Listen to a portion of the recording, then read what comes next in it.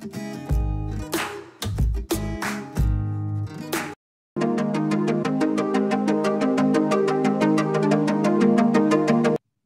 ini kita masuk ke strategi penanganan kredit bermasalah. Nah, ini seperti kita pakai data survei ya. Jadi data survei itu memang pengaruh NPL itu sangat besar terhadap bank, karena memang nilai atau kesehatan bank itu juga akan dinilai dari tingkat kualitas kreditnya.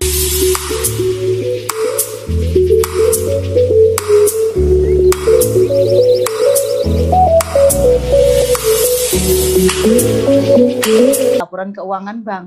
Nah, seperti yang tadi saya sampaikan, karena saat masuk ke jurnal accounting, nah cadangan penyisian penghapusan piutang ini masuk ke laba rugi. Nah, dia akan mengurangi yang namanya laba karena jatuhnya ke biaya. Nah, ini makanya semakin besar NPL, semakin besar estimasi nilai kerugian.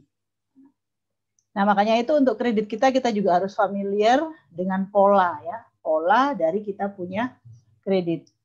Nah, contohnya seperti ini. Ini masuk ke grafik kredit lancar. Karena dia fluktuasinya bisa naik, bisa turun, tapi dia masih bisa berfluktuasi. Nah, sedangkan ini kredit yang sekarang terjadi, yang kondisi-kondisi sekarang ini sekarang seperti ini. Nah, langsung dia menurun drastis. Nah, ibaratnya ini kalau mau naik lagi juga dia akan berat karena jatuhnya sekian.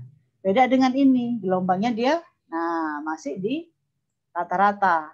Nah, apalagi dia masih masuk skala di tidak terlalu berat. Nih. Karena bangkitnya juga akan lebih mudah. Kalau seperti ini bangkitnya akan lebih susah. Nah, ini jarang terjadi kecuali memang ada bencana.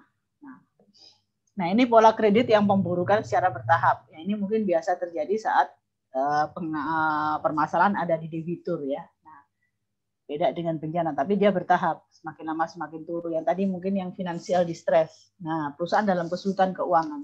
Dia polanya pasti seperti ini, bertahap. Nah, ini sering terjadi.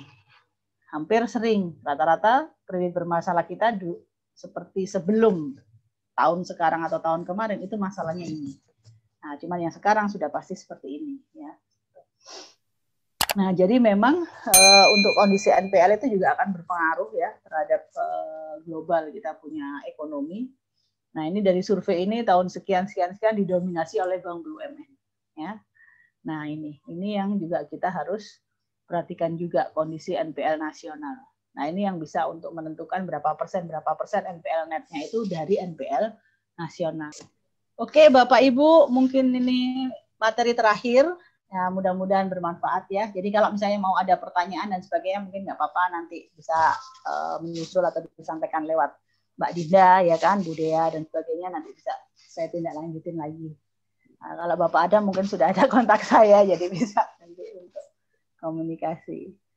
Mungkin itu dari saya. Selamat sore, terima kasih banyak ya atensinya ya, mulai dari pagi sampai sore, Mbak Dea, Bapak Adam, mudah-mudahan bisa ketemu lagi. Iya, selamat sore Bu Rini. Terima kasih. Terima kasih. Indra. Iya, sama-sama Pak Adam.